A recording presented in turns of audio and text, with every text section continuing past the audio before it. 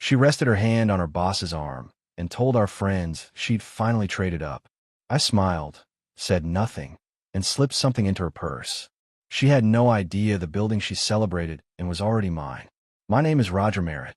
I'm 54 years old, and I run the regional operations for Merritt and Sons Construction Holdings, a company my grandfather started with 2 trucks and a handshake, and my father turned into something that quietly owns more of this city's bones than most people will ever know. I don't talk about it at parties. Never have. That's just how we were raised. Renee and I met when I was 32. She was sharp, funny, full of ideas. When she told me she wanted to build an education technology company, I believed in her. I backed her, not just emotionally, but structurally. I signed paperwork she never read past the first page. I let my family's holding trust become the quiet foundation under her dream. I did it because she was my wife, and that's what you do. Or so I thought. The dinner was at the Alderton Club, one of those places where the lighting is soft and the wine list is longer than most legal briefs. It was her company's 3rd-year milestone celebration. 40 guests, open bar, Renee in a new dress she'd bought without mentioning the price. Fine. I wasn't keeping score. I was talking to Kurt, my oldest friend, known him since we were both 18 and broke and convinced we'd figure all out, when I heard the room shift. Not loud, just a change in frequency, the way a crowd goes quiet for half a second before someone says something they can't take back. Renee was standing near the head of the table. Her hand was resting on Weston Greer's forearm. Not a brush. A rest. Deliberate. Comfortable, like she'd done it 1,000 times in private, and had simply stopped caring who saw. And then she spoke, loud enough for the whole table to catch it. Honestly, she said, tilting her head toward Weston with a smile I hadn't seen her give me in years, I don't know where this company would be without the right kind of support. She paused. The real kind. A few people laughed. A few looked at their plates. I didn't move. I just held my glass and watched her, and something cold and very steady settled in behind my ribs. Not rage. Not grief. Something more like recognition. Like finally reading the last line of a letter you'd been avoiding for months. Kurt touched my elbow. He didn't say a word. Just the pressure of 2 fingers, the oldest signal we had between us. I see it too. That was all I needed. I set my glass down. I buttoned my jacket. I walked to Renee, leaned close enough that only she could hear, and said quietly, I'll get the car. She waved me off without looking. I'll get a ride, she said. Weston was already nodding. I walked out through the lobby, past the coat check, through the glass doors, and into the cold air. I sat in my car for 11 minutes. I know because I watched the clock. I wasn't shaking. I wasn't crying. I was thinking about a folder in my office. A folder with a blue tab that I hadn't opened in 2 years because I hadn't needed to. A folder that contained, among other things, the founding trust documents for a company called Harwick Structural Partners, the silent parent entity that held controlling interest in the building that housed Renee's entire operation. I thought about a clause on page 9. Then I started the engine and drove home. She didn't come back until after midnight. By then, I'd already made 1 phone call. I've never been a man who makes decisions in anger. My father drilled that into me before I was old enough to shave. React fast, and you'll spend the rest of your life cleaning up the mess. So when I got home that night, I didn't pour a drink, I didn't pace the kitchen, and I didn't call anyone except the one man I needed to call. Our family's trust attorney, Bill Crocker. 40 years in structural estate law, calm as a courtroom clock, and the only person outside of blood who knew exactly how Merritt Holdings was put together. I told him what happened at the Alderton Club. Not the emotional version, just the facts. He listened without interrupting. When I finished, there was a pause, and then he said, Roger, the Harwick clause is still clean. Nothing's been reassigned. You're exactly where you need to be. I thanked him and hung up. Then I walked to my office, the real one, at the back of the house, not the shared workspace Renee had redesigned upstairs with white walls and decorative shelving that held nothing useful. I pulled open the bottom drawer of my grandfather's old oak desk and took out the blue folder. It was thicker than I remembered. Inside were the founding documents for Harwick Structural Partners, the silent holding entity my father and I had registered back when Renee's EdTech company was still a business plan on a legal pad. At the time, she'd called it her safety net. She signed everything I put in front of her, asked a few surface questions, and moved on. I remember thinking she'd circle back and read it properly. She never did. Page 9. Paragraph 4. I knew it by memory, but I read it again anyway. In the event of reputational breach, marital conflict of interest, or undisclosed relationship affecting leased or funded operational zones, the managing trustee retains the right to initiate a compliance review without prior notice to the beneficiary. Clean. Legal. Filed with the state 3 years ago. I sat back in the chair. Renee's company operated out of a building whose lease ran through Harwick. Her original seed funding had been structured through a holding vehicle that answered to Merit Holdings. She had been building her empire on a foundation she never once looked down to examine. And there was one more piece she didn't know about. Walt Odom. Walt was my father's closest friend from his early development days, a quiet man from outside Columbus who had co-invested in the original Harwick structure as a personal favor when I was just getting the trust organized. Walt never asked for recognition. He showed up at the occasional closing, signed what needed signing, and went back to his life. Renee had met him once at a family barbecue and spent approximately 4 minutes talking to him before finding someone more interesting. She didn't know his name appeared on her company's founding documents as a silent co-sponsor with approval rights over major operational changes. I made a note to call Walt in the morning. I was still at the desk when I heard the front door open just past midnight. Renee's heels on the hardwood, the soft thud of her bag on the entryway table. She appeared in the doorway of the office, still dressed, still sharp-looking in that way she always was after an evening out. She looked at the folder on the desk. "Working late?" she said. "Not concerned. Just filling the air. Going over some trust documents," I said, which was true. She made a small sound, not dismissive exactly, but close, and said she was going to bed. I told her good night. She didn't kiss me. She hadn't in a while. I waited until I heard the bedroom door close. Then I opened the folder again and took out a single sheet. A filing form from the Harwick Compliance Office. Pre-signed by me, dated, ready to go. All it needed was one box checked and a fax number. I checked the box. I wrote down Bill Crocker's office number. I put in the outgoing tray and turned off the lamp. The form had been sitting ready for 3 days, pre-signed, dated, needing only that one box checked. I'd filled it out the morning after I first heard Greer's name mentioned in the same sentence as Renee's. That was 4 days before the Alderton dinner. She had no idea. Outside, the city hummed along indifferent. Somewhere across town, Weston Greer was probably still celebrating. I didn't mind. Let him enjoy it while the clock was still his. The compliance filing hit Weston Greer's world on a Tuesday morning, 48 hours after the dinner. I know the exact timing because Bill Crocker sent me a confirmation message at 9:14 a.m. 3 words. Filing acknowledged. Moving. I was at a job site in the East Quarter when it came through, watching a crew pour foundation concrete for a commercial complex we'd been contracted to build for the better part of a year. I read the message, put the phone back in my pocket, and went back to watching the pour. There was a satisfaction in that, in the solidity of it. Foundations don't lie. By noon, I heard from Kurt. He called from the parking lot of his accounting firm, voice low. "Roger, you need to know." Words already moving. "2 people from the Alderton dinner reached out to me this morning asking what your connection to Harwick was. Apparently Greer's phones have been running hot since about 8 o'clock. I told him I wasn't surprised. "There's more," Kurt said. One of the guests recorded part of the evening. Renee's comment, the arm thing. It's been circulating in a group chat. Someone on Greer's side forwarded it to a compliance officer at the Regional Real Estate Board. Apparently Greer has a pending license renewal. I let that sit for a moment. I hadn't arranged that. I hadn't needed to.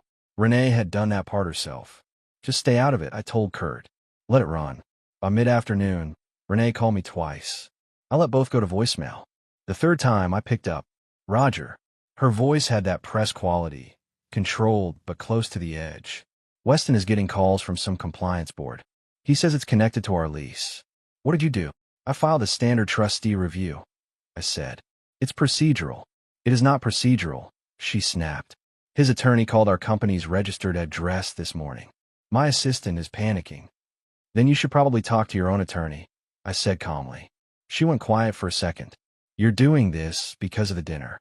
"I'm doing this," I said, "because the Harwick documents require it when there's a conflict of interest affecting a lease zone." "You created the conflict, Renee." "I just followed the paperwork." She hung up. I drove back to the office and by the time I got there, an email had come in from Walt Odom. Walt didn't email often. He preferred the phone, so I opened it immediately. 4 lines. Formal and precise in the way Walt always was when things got serious. He had seen the filing notification through the trust's administrative system. He was in full agreement. He was available to provide co-sponsor confirmation if legal required it. He signed off with, "Your father would have done the same thing. W."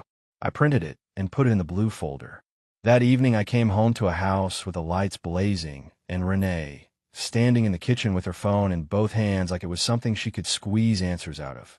She looked up when I walked in. Her eyes were hard, but underneath that hardness was something I hadn't seen in her in years. Genuine uncertainty. "Weston lost 2 clients today," she said. I hung on my jacket. "That's between him and his clients. His attorney says the filing flagged a personal relationship disclosure failure." She set the phone down on the counter. "They're saying I should have disclosed our marriage when the lease was signed because of Harwick's connection to your family trust." "That's accurate," I said. "I didn't know about Harwick's connection to your trust." I looked at her steadily. "You signed the documents, Renee." She stared at me. Then she picked up her phone and walked out of the kitchen. I heard the door to the upstairs office close. I made myself a plate of leftovers, ate at the kitchen table, and read the evening news. Quiet and deliberate, the way my father used to sit at the end of a long day when he'd made a hard decision and was at peace with it. Outside, the neighborhood was settling into its nighttime rhythms. In Greer's part of town, I suspected the mood was considerably less settled. My son Arthur called on a Wednesday evening, 2 days after the Alderton dinner. I hadn't reached out to him yet. I was still assembling the picture myself. But Arthur had always had sharp instincts, even as a kid. He worked in network infrastructure security for a regional firm out of Indianapolis, and he had the particular habit of noticing things that didn't line up. "Dad," he said, skipping the small talk entirely, "I need to tell you something, and I need you to hear it before you say anything." I told him to go ahead. He took a breath. "About 4 months ago, I was doing some routine consulting work for a company that uses the same cloud architecture vendor as Mom's EdTech platform. I wasn't snooping. It was a professional overlap. But I noticed irregular outbound data transfers on a shared infrastructure node. Same timestamps, recurring pattern, routed through a third-party consultant server. I was quiet. I didn't know whose it was at first. Arthur continued. "But when I looked closer, the routing address traced back to a firm called Greer Strategic Solutions." A pause. "That's Weston Greer's consulting company, Dad. He's been receiving data pulls from Mom's platform for at least 4 months. Client lists, curriculum licensing files, vendor contracts." I sat down slowly in my chair. "You're certain?" "I documented it," he said. "Timestamps, file sizes, routing logs. I didn't know what to do with it. I didn't want to come to you with something half-baked. I've been sitting on this, and after what happened at the dinner, I couldn't keep sitting on it." I felt something settle hard in my chest. Not surprise exactly. More like the last piece of a picture clicking into place and confirming the thing you'd already suspected. "Send me the documentation," I said. "Already sent. Check your secure email." Another pause. "Dad, I'm sorry I didn't come to you sooner." "You came when you were sure," I said. "That's the right way." After we hung up, I sat for a long moment before checking the email. Arthur had put together a clean, thorough file, the kind of work that reflected well on the man he'd become. I forwarded it directly to Bill Crocker with one line: "Add this to the Harwick compliance package." Then I called Paige. My daughter picked up on the second ring, cautious, already sensing from my voice that this wasn't a casual check-in. Paige was 24, working in marketing for a mid-sized consumer brand in Cincinnati. She didn't have her brother's technical background, but she had something equally valuable. She could read people the way most folks read a room, fast and accurate. I told her the broad strokes. I didn't editorialize. I just laid it out: the dinner, the filing, what Arthur had found. She was quiet for a moment when I finished. Then she said, very evenly, "Mom called me this afternoon." I waited. "She said you were overreacting, that the dinner was a joke, and that you were using the trust documents to punish her." Paige paused. I let her finish. Then I said, "Mom, don't tell me anything else right now. I need to think." And I hung up. "That was the right call," I said. "I'm on your side, Dad." Her voice was steady. "But I want you to know, I'm not doing this out of anger. I'm doing it because what she did wasn't okay, and I've been watching it build for longer than that one dinner. It was the most direct thing my daughter had ever said to me about her mother. I didn't push it further. After I put the phone down, I thought about how long it had been since Arthur and Paige had spoken to each other properly. 3 years, maybe closer to 4, a falling out over a family financial matter that had more to do with misunderstanding than malice, but had hardened into distance the way these things do. And now, in the span of 48 hours, they had both called me. I didn't know if that counted as a silver lining, but I held on to it. The week after the Alderton dinner moved the way a controlled burn moves, contained, deliberate, consuming exactly what it was supposed to consume. Bill Crocker called on Thursday to confirm that the Harwood Compliance Review had been formally acknowledged by the Regional Commercial Leasing Authority. Weston Greer's license renewal had been flagged for secondary review, pending resolution of the conflict disclosure.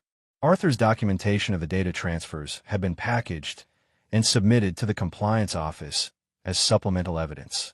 Walt Odom had filed his co-sponsor confirmation in writing. Every piece was in place. I didn't tell Renee any of this. I didn't need to. She was finding out on her own, one phone call at a time. By Friday evening, the house had taken on a particular temperature. Not loud, not explosive, just charged, the way the air feels before a storm rolls in from the west. Renee had been in back-to-back calls for most of the afternoon, speaking in the clipped, careful tones of someone managing a situation she didn't fully understand yet. I made dinner. Set 2 plates. She didn't come to the table. At around 7 o'clock, she appeared in the kitchen doorway in a blazer and heels, bag over her shoulder, phone in hand. "I'm meeting with Weston tonight," she said, not asking, stating. I looked at her for a moment, then nodded once. "All right." She tilted her head, studying me with that expression she used when she was trying to figure out if she'd won something. "You're not going to say anything? What would you like me to say?" I asked. She made a short sound, half laugh, half frustration. "You may as well accept it, Roger. This is just how things are now. You and I both know this marriage has been done for a long time. I'm not going to keep pretending for your comfort." I held her gaze. "Calm. Steady. I'm not asking you to pretend anything." She waited another second, then turned toward the hallway. I watched her pick up her purse from the entryway table, check her phone, and head toward the front door. What she didn't do, what she never thought to do, was look inside that purse.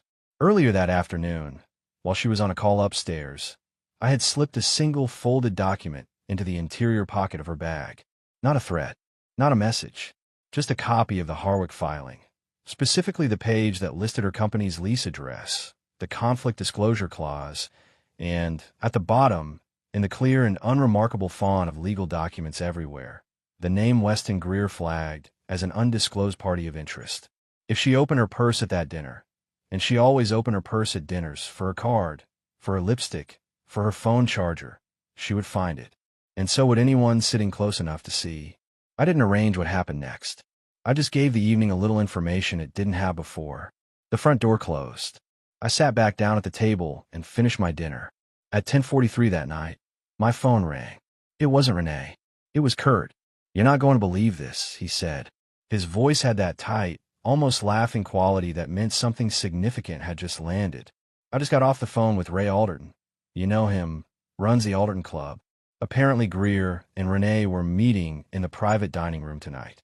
One of the staff members noticed Renee pull some papers out of her purse, and Greer apparently lost his composure right there at the table. Raised his voice. Staff heard the word compliance and filing twice. I said nothing. Greer walked out. Kurt continued. Left her sitting there. Ray said Renee stayed at the table for about 20 minutes, then left without touching her food. A pause. "Roger, what did you put in her purse?" "A copy of a document she should have read 3 years ago," I said. Kurt was quiet for a moment. Then he said, "Your father would have done exactly the same thing." I thanked him and hung up. Then I sat in the kitchen for a while, in the quiet of a house that was finally telling the truth about itself. Renee came home just after midnight. She didn't speak. She walked past the kitchen, past the office, straight to the bedroom, and closed the door. I heard her on the phone again within minutes. Voice low and controlled, the kind of control that takes real effort to maintain. I went to the office and opened the blue folder one more time. Arthur's documentation sat on top now, clean, organized, irrefutable. Below it, the Harwick filing. Below that, Walt Odom's written confirmation. Below that, the original lease documents bearing Renee's signature on page after page of text she'd never read. I closed the folder, turned off the lamp. Outside, the city went on doing what cities do. Somewhere across town, Weston Greer was likely on the phone with his own attorney, trying to figure out how a dinner party had turned into a compliance investigation. And somewhere in this house, Renee was starting to understand that the ground under her feet wasn't hers. It had never been hers. Saturday morning arrived gray and still. I was up at 5:30, which is my habit, made coffee, and sat at the kitchen table with Arthur's documentation spread out in front of me. Not reviewing it. I'd been over it enough times to know it cold. Just keeping it in front of me the way you keep a map on the table when you're partway through a long drive. Renee didn't come downstairs until after 9. She was dressed, composed, carrying her coffee like a prop. She sat across from me without being invited and looked at the documents on the table. "I want to talk," she said. "Go ahead," I said. She folded her hands around her mug. "The meeting with Weston last night fell apart. He's lawyered up. He's blaming me for the compliance filing, saying I created a conflict of interest without his knowledge." Her voice was measured, but I could hear the effort in it. "And I need to know exactly what you filed, Roger. All of it." I looked at her steadily. "I filed what the Harwick documents require me to file when a conflict of interest was created in a lease zone under our trust management. The conflict wasn't created by the filing, Renee. It was created the moment you stood up at that dinner and told 30 people you traded up, while your hand was on the arm of a man whose firm operates on property our family trust controls." She opened her mouth. "I'm not finished," I said, quietly but firmly. "Beyond the lease issue, our attorney has received documentation showing that Weston Greer's firm has been receiving data transfers from your company's platform for approximately 4 months. Client lists, vendor contracts, licensing files, routed through his consulting server." The color shifted in her face. That's a professional data share. He's a consultant. He's not listed as a consultant in any of your company's registered agreements," I said. "He's listed as nothing, because you never disclosed the relationship to the trust, to the co-investors, or to me." She set her mug down. "You're going to use this to take everything." "I'm going to let the process work," I said. "That's all I've ever done." She stood up, and I could see her trying to find the angle, the argument, the leverage point that would shift the balance. She was a smart woman. That had never been the question. "Walt Odom," she said suddenly. "He's just a name on a page, Roger. He has no real standing." "Call him," I said. She stared at me. "His number is in the trust directory," I said. "Call him. Tell him he has no real standing." She didn't call him. But Walt called me that afternoon, as it turned out. Not because I'd asked him to, but because he'd received a message through the trust's administrative system flagging a request to contest his co-sponsor status. Someone had contacted the trust registry questioning whether his filing was procedurally valid. Walt was 73 years old, had spent 50 years in construction development, and had the patience of a man who had watched more people make expensive mistakes than he could count. "I got a query this morning from someone calling themselves a trust review specialist," Walt said over the phone, dry as a Kansas August. "Wanted to know if my co-sponsor status could be reclassified as advisory only." A pause. "I've been in this business since before your wife's company had a name. I know what that query means." "What did you tell them?" I asked. "I told them to contact my attorney." Another pause. "Then I called my attorney." Walt's attorney was a man named Gordon Price, who had argued cases before the state's commercial trust board for 30 years and had the reputation of someone who didn't lose on procedural matters. By the end of the weekend, Walt's co-sponsor status had been formally reaffirmed with a board confirmation letter. The attempt to quietly reclassify him had not only failed, it had created a paper trail showing that someone connected to Renee's side had attempted to interfere with the trust structure. That trail would matter later. That evening, Arthur called to check in. We talked for about 20 minutes, about the documentation, about the process, about things that had nothing to do with any of this. At the end of the call, he said, "Hey, Dad, Paige and I talked today. Real talk, not just texting. First time in a while." "How'd it go?" I asked. "Good," he said. "Really good, actually. A beat. We're both coming up next weekend, if that's okay." I told him it was more than okay. After I hung up, I stood at the window and watched the last of the afternoon light drain out of the sky. Something that had been clenched in my chest for years, maybe longer than I'd admitted, loosened by 1 degree. Whatever came next, I wasn't going to be standing alone when it arrived. Franklin Allgate was 76 years old and had spent most of his adult life in commercial real estate development in the Southeast. He was the kind of man who wore a press shirt on a Saturday because he saw no reason not to, who kept his handshake firm and his opinions private until he had something worth saying. Renee had her mother's looks and her father's ambition, and somewhere along the way she'd convinced herself that the ambition was entirely her own invention. Franklin had never corrected that impression. He'd let it run, the way you let a young horse run in a big field, watching, measuring, waiting to see what it would do when it hit the fence line. It hit the fence line on a Saturday morning in November. I drove to Franklin's house in the old Buckhead neighborhood, where he'd lived since before Renee and I were married. Not because I'd been asked to. I called first, and he said, "Come on by, Roger. I've been expecting you'd turn up eventually." That was Franklin. He didn't waste time pretending things weren't happening. His study was the same as I remembered. Dark wood, floor-to-ceiling bookshelves, a pair of leather chairs by the window that looked out over a garden he maintained himself. He poured 2 glasses of bourbon, set them on the table between us, and sat down without any preamble. "My daughter did something foolish," he said. "Yes, sir," I said. "More than once, from what I'm gathering." He picked up his glass, didn't drink yet, just held it. "The Harwick filing I understand. The data transfers your boy found. That concerns me more." He looked at me directly. Did she know Greer was pulling information from her platform? "I believe she gave him access," I said. "Whether she knew the full extent of what he was doing with it, I can't say for certain." Franklin nodded slowly. "She's been talking to me about starting fresh for about 8 months. Said her company had outgrown its original structure, and she wanted to move it under new investment partners." He paused. "I told her any restructuring had to go through the existing trust agreements first. She didn't want to hear that." He finally took a sip of his bourbon. "Now I understand why." I told him about the compliance review, the data documentation, the lease flag. I didn't editorialize. I just laid out the way I'd been laying things out all week. Clean and factual, no flourish. When I finished, Franklin set his glass down. He reached into the inside pocket of his jacket and produced a folded document. He set it on the table between us and looked at it for a moment before speaking. "I hold a 12% advisory stake in Renee's company through my own private holding vehicle," he said. "The original agreement included morality clause. My attorney insisted on it years ago, and Renee thought it was ceremonial." He tapped the paper. "It is not ceremonial. Given the public conduct at the Alderton dinner and the subsequent conflict disclosures, I exercised that clause this morning." He looked up at me. "Her advisory stake has been reassigned to you, effective today, pending legal confirmation." I stared at him.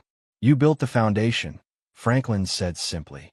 "You kept your mouth shut and let her take the credit because that's who you are. I'm not going to sit here and watch a man like that get cleaned out by a process he set up in good faith." He picked up his bourbon again. "That's not how I raised my daughter to treat people, and since she seems to have forgotten it, I'll remind her another way." I didn't have words for a moment. "Franklin." "Don't," he said, not unkindly, just final. "You'd have done the same for your kids." He was right. I would have. We talked for another hour, about the process ahead, about what Renee might do next, about the children. When I mentioned that Arthur and Paige were coming up the following weekend, his expression shifted into something that looked close to relief. "Those two need to find their way back to each other," he said. "This family has enough fractures already." I agreed. When I stood to leave, Franklin walked me to the door. He shook my hand at the threshold, and then, in a tone so quiet I almost missed it, he said, "She had everything worth having, Roger. She just couldn't see it." He closed the door behind me. Not a slam, just a door closing. I sat in my car for a moment before starting the engine. The morning was cool and clear, the old neighborhood quiet around me. I thought about the document Franklin had just handed me, not as a trophy, just as another piece of a picture that was finally, slowly coming into focus. Then I drove home. The following 10 days moved differently than the first week had. The first week was all signal, loud, fast, full of reaction. The second wave was quieter, which made it heavier. Renee had stopped confronting me directly. She'd moved into a mode I recognized from years of watching her work. Strategic patience, gathering information, looking for the angle. The house felt like a negotiation. Weston Greer's situation had continued to deteriorate. His license renewal had been formally deferred, pending the conflict disclosure resolution. Two of his firm's major commercial clients had quietly moved their accounts. Not with any announcement, just the kind of gradual withdrawal that happens when word gets around in a professional community that someone's paperwork isn't clean. Arthur had forwarded me a screenshot from a business networking group. A brief, neutral post from one of Greer's former clients thanking their new brokerage for a seamless transition. No names mentioned. No reason given. Everyone who needed to understand it did. I heard from Kurt on a Tuesday evening. He'd been at a lunch where one of the regional real estate journalists had been asking around about the Harwick compliance story. Kurt had said nothing useful and moved on. But the fact that it was circulating told me Greer was trying to get ahead of it, control the narrative before it controlled him. 3 media contacts reached out to me directly over the course of that week. All 3 were looking for a statement, a comment, a source. I declined everyone. My attorney's response was the same to all of them. A single line. Mr. Merritt has no comment at this time and refers all inquiries to Harwick Structural Partners legal office. One of the journalists wrote a short piece anyway about trust structure conflicts in regional commercial real estate. No names. My absence from it was its own kind of statement. Renee noticed. "You've been talking to the press," she said one evening, finding me in the kitchen. "I've been declining the press," I said. "There's a difference." She studied me. "Why? You could be telling your version." "I don't have a version," I said. "I have documents." She looked at me for a long moment, and then something shifted in her expression. Not softness exactly, but a kind of reluctant recalibration. Like a woman who had expected one kind of fight and was finding something else entirely. The following Saturday, Arthur and Paige arrived together. Arthur drove. Paige brought groceries because that's what she did. She showed up prepared. I watched them come through the front door together and felt something in my chest that I didn't try to name. Renee was home. She came downstairs when she heard them, and the room held its breath for a second. Arthur nodded at his mother. Not warm, not cold, just measured. Paige looked at her and said, evenly and without flinching, "Mom, I love you. But I need you to know that I know what's been happening. And I'm not going to pretend otherwise." Renee opened her mouth and closed it again. "I'm not here to fight," Paige continued. "I'm here because Dad matters to me. That's all." She walked past her mother into the kitchen and started putting away groceries. Arthur followed. The conversation was over before Renee had found a word to say. That evening, after Renee had gone upstairs, the 3 of us sat at the kitchen table and talked. Really talked, for the first time in longer than I could easily measure. Arthur told Paige about the data transfers. Paige told Arthur about the call from Renee and how she'd handled it. They talked around each other at first, then gradually with each other, the old rhythms coming back like muscle memory. At one point, there was a lapse in conversation, and Paige looked across the table at her brother and said, "I'm sorry about what I said at Christmas 2 years ago. I've been carrying that." Arthur was quiet for a second. Then he said, "I know. Me too." That was it. No big scene. Just 2 people deciding that the distance between them had cost more than whatever started it. I watched them and said nothing. Sometimes the best thing a father can do is stay out of the way while something repairs itself. We stayed at that table until almost midnight. When they finally went to their old rooms, I sat alone for a while, nursing the last inch of coffee in my cup. Outside, the neighborhood was still and dark. I thought about the week ahead, the legal process, the trust review, the conversation with Bill Crocker I'd scheduled for Monday morning. I thought about Renee upstairs and about the marriage that was ending in the only way it could, not with a single rupture, but with the long, incremental truth-telling that comes when there's nowhere left to hide. I wasn't angry. I hadn't been angry in days. What I felt instead was something simpler and harder to articulate. The particular steadiness of a man who has done what needed doing and can live with every decision he made. The coffee was cold. I poured it out, rinsed the cup, and went to bed. 3 weeks after the Alderton dinner, Weston Greer made the mistake that finished him. It started with a phone call I received on a Tuesday morning from a number I didn't recognize. I let go to voicemail. The message was brief. A man identifying himself as a mutual acquaintance of both Greer and myself, asking if I'd be open to a private conversation to resolve the current situation like gentlemen. I recognized the approach. It was the kind of call someone makes when their attorney has told them the documents are bad, and their only remaining option is a personal appeal. I forwarded the voicemail to Bill Crocker without responding. Bill sent one line back. Refer all contact to counsel. Do not engage directly. I didn't engage directly. What happened next? Greer brought entirely on himself. Frustrated by the silence, he gave a comment to a regional business journal. A short statement, carefully worded, implying that the Harwick Compliance Review was a retaliatory measure by a legacy trust structure resistant to modern business practices. He didn't name me. He didn't need to. Anyone in the commercial real estate community who read it knew exactly who he was talking about. Bill Crocker called me within an hour of publication. His voice had the particular dry quality it got when something had gone in our favor without requiring any effort on our part. He just made a public statement characterizing our filing as retaliatory. Bill said, "That's actionable." More importantly, it directly contradicts the position his own attorney submitted to the Compliance Board last week, which stated that he had no prior knowledge of the trust's involvement in the lease. Bill paused. A man who had no prior knowledge of something cannot simultaneously claim the filing against him was retaliatory. I let that sit for a moment.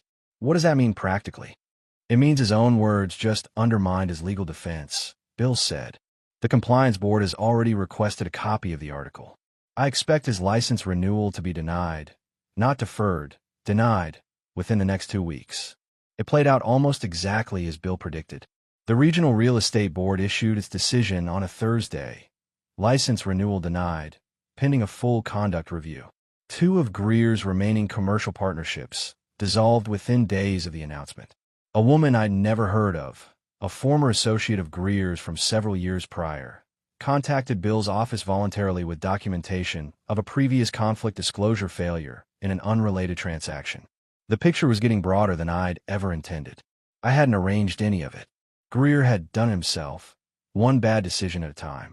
Kurt called me on a Friday evening, amused in the restrained way he got when something had resolved itself cleanly. 3 journalists contacted me this week asking about you, he said. All 3 wanted to know how you pulled this off. I told them I had no idea what they were talking about. That's the right answer, I said. One of them is writing a piece anyway. Kurt continued. About trust structure conflicts in the commercial leasing market. No names, but it's clearly your situation. The angle is that the whole thing was set in motion by a public comment at a dinner party. He paused. Roger, do you understand that your silence has become the story? I did understand. In a world where everyone talked, the man who said nothing and let the document speak had become, somehow, the most interesting person in the room. I hadn't planned it that way. I just done what my father taught me. Keep your name clean, keep your paperwork cleaner, and let the process do the heavy lifting. That weekend, I drove across town on a Saturday morning and sat in the parking lot of Renee's company building for about 10 minutes. Not from sentiment. I'd moved past sentiment somewhere around week 2, just to look at it. The building was solid and well-maintained, occupying a corner lot in the professional district that had appreciated considerably since the lease was first structured. Harwick's name was nowhere visible on the exterior. It never had been. That's how the trust worked. I drove home without going in. That evening, Arthur called to tell me he'd accepted a job offer in the city, a senior position with a cybersecurity firm 2 miles from the Merritt Holdings office. He'd been weighing it for months, hadn't mentioned it until the decision was made. That was Arthur. He processed privately and presented conclusions. You'll be nearby, I said. That's part of it, he said. Then, after a moment, Paige and I are thinking about Thanksgiving together. The 3 of us. Whatever that looks like. I told him whatever it looked like would be fine by me. After I hung up, I sat in the old office under the green lamp for a long while. The blue folder was closed on the desk in front of me. The process was nearly complete, the compliance review, the trust confirmation, the documentation. All of it moving through its channels the way it was designed to, quietly and without drama. Outside, the city hummed. I thought about Renee and about 22 years and about the particular human capacity for building things you don't bother to understand. I didn't feel victorious. I felt something quieter and more permanent, the kind of settled clarity that comes when you've done the right thing at every step and can account for each one. That was enough to sleep on. The divorce was finalized on a Tuesday in March, 9 months after the Alderton dinner. No courtroom drama, no contested hearing, just paperwork, reviewed and signed, processed through channels that had been constructed carefully enough that there was very little left to argue about. Renee's attorney had made several aggressive moves in the early weeks, then gradually moderated as the documentation mounted. By the end, the settlement reflected what the documents had always said. The Harwick Trust structure remained intact, the IP assignment stood, and Renee's company underwent a formal restructuring under new management. She retained a minority stake in the reorganized entity. It wasn't nothing, but it wasn't what she'd imagined she had. Weston Greer's license was formally revoked in February. His firm dissolved quietly in early spring. I heard through Kurt that he'd relocated to another state to start over. I didn't follow the story further. It wasn't mine to follow. Walt Odom sent a handwritten note after the settlement was confirmed. 2 sentences, handled with integrity from start to finish. Your grandfather would have recognized you. I put in the blue folder, which I then put on the top shelf of the bookcase where it could stay without demanding anything. The following November, there was a gala at the Alderton Club, an annual industry event I'd attended for years and skipped only once the previous year when it felt like too much noise. This year I went, not to make a statement, just because it was time. I arrived with Arthur on my left and Paige on my right. Paige wore a deep green dress. Arthur had finally gotten a decent haircut. We walked into that room together, the same room where 12 months earlier I'd quietly pushed back a chair and buttoned my blazer and walked out alone, and I felt the air in the room adjust slightly, the way air does when something has been resolved and everyone knows it without saying so. Kurt found us within 5 minutes. He shook my hand, and then shook Arthur's, and then, characteristically, gave Paige a brief hug and told her she looked like she owned the place. She told him she was working on it. We made the rounds. I spoke to colleagues, nodded to acquaintances, deflected a few well-meaning questions about the past year with answers that were honest and brief. No one asked directly about Renee or Greer. No one needed to. The industry had processed what had happened the way it processes most things, through inference and shared understanding and the quiet repositioning of relationships. At one point during the evening, Franklin appeared at my elbow. He was in a dark suit, impeccable as always, with the expression of a man who has made his peace with something difficult and is moving forward with his dignity intact. He shook my hand. Then he shook Arthur's. Then he looked at Paige for a moment and said, "Your grandmother would have liked how you turned out." Paige blinked. "Thank you, Grandpa," she said. It came out softer than she probably intended. Franklin nodded once, patted my shoulder, and moved on. That was Franklin. No speeches, just precision. Later in the evening, I stepped outside onto the terrace for a few minutes of quiet. The city spread out below in its usual indifferent brightness. Somewhere in it, the wheels of the Harwick Trust were turning in their ordinary, unglamorous way, generating returns, maintaining properties, doing the slow, structural work that nobody photographs or posts about, but that outlasts almost everything that gets attention. I thought about the folder, about the clause on page 9, about a dinner party that had set something in motion that had already been fully in motion before anyone sat down. Paige found me on the terrace after a few minutes. She stood next to me and looked out at the city. "You okay?" she asked. "Better than okay," I said. She took my arm the way she used to when she was a little girl, and we'd stand outside at night looking at stars. She didn't say anything else. Neither did I. We stood there until Arthur came out to find us, told us the speeches were starting, and herded us back inside with the comfortable authority of a man who had found his footing. The three of us walked back into the room together.